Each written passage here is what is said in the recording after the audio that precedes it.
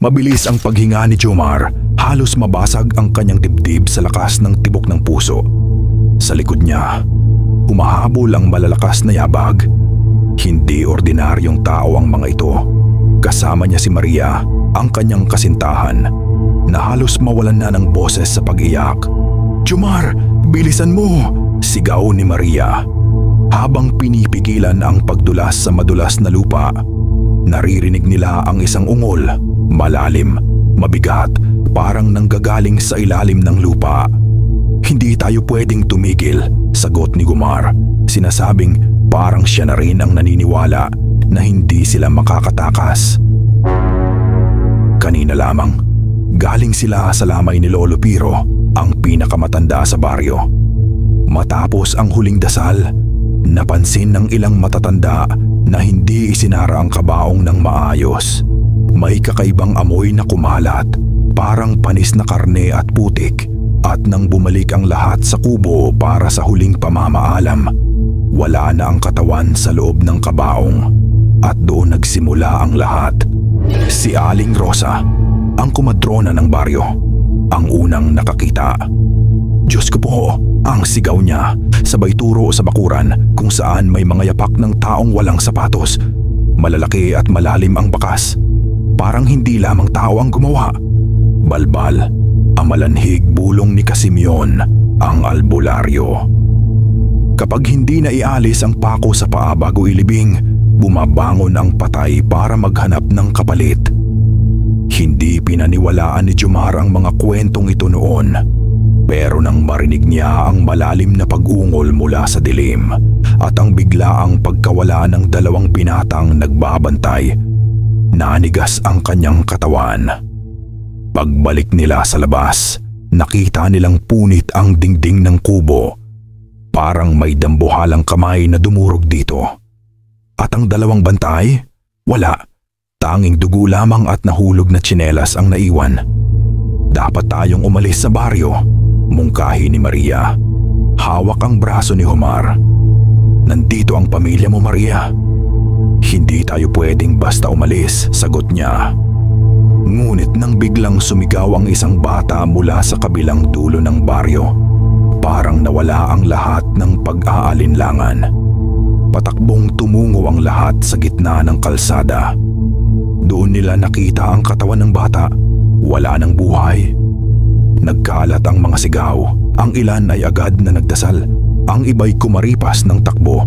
Sa ilalim ng liwanag ng buwan, isang anino ang lumitaw. Mataas, payat, ngunit mahigpit ang bawat galaw. Ang balat nito ay kulay abo, at ang bibig ay nakanganga ng malaki, parang butas na walang dulo. Nang sumiklab ang apoy mula sa mga sulo, nakita nila ang mapuputi ngunit matutulis ng ngipin. Si Lolo Piro. Bulong ni Maria, nanginginig. Hindi na iyon ang taong kilala nila. Ang balbal ay ganap nang nagising. Tumakbo sina Jomar at Maria kasama ang ilang kabataan.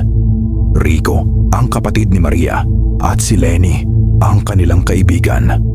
Habang nagtatakbuhan, ramdam nila ang malakas na pagyugyug ng lupa sa bawat hakbang ng nilalang. Hindi ito totoo. Hindi ito totoo.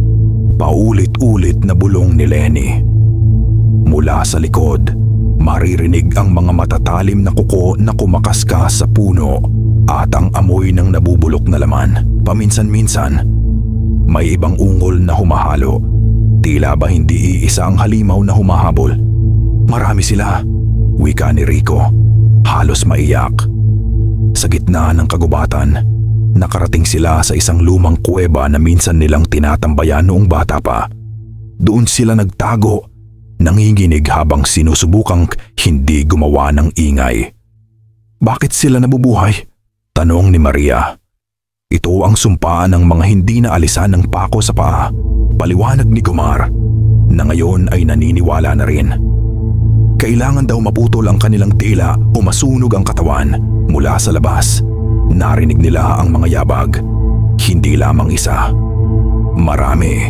Hindi lang si Lolo Piro, bulong ni Lenny habang namumula ang mga mata sa takot, at nang sumilip si Jomar, nanlaki ang kanyang mga mata.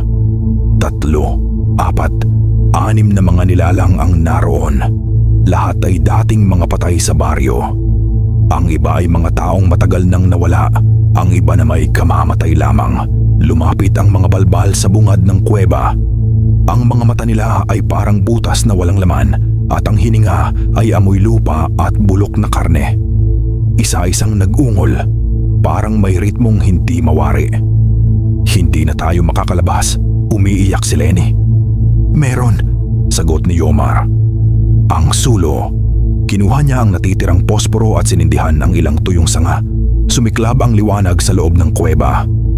Ngunit hindi umatras ang mga halimaw. Sa halip, tila mas ginanahan pa. Sa desperasyon, kinuha ni Gumar ang isang matalim na kahoy at sinugod ang pinakamalapit na balbal. Tumama ito sa balikat ng halimaw, ngunit parang wala lang. Sa isang iglap, hinampas siya ng malakas na braso at tumilapon siya sa pader ng kuweba. "Jomar!" sigaw ni Maria. Bago pa tuluyang makalapit ang halimaw, biglang sumabog ang apoy mula sa isang bote ng alkohol na binato ni Rico. Napaatras ang mga balbal, humihiyaw sa sakit. "Apoy! Takot sila sa apoy!" wika ni Rico. Agad silang nagsindi ng mas maraming sanga, pinapalibutan ang bungad ng kuweba.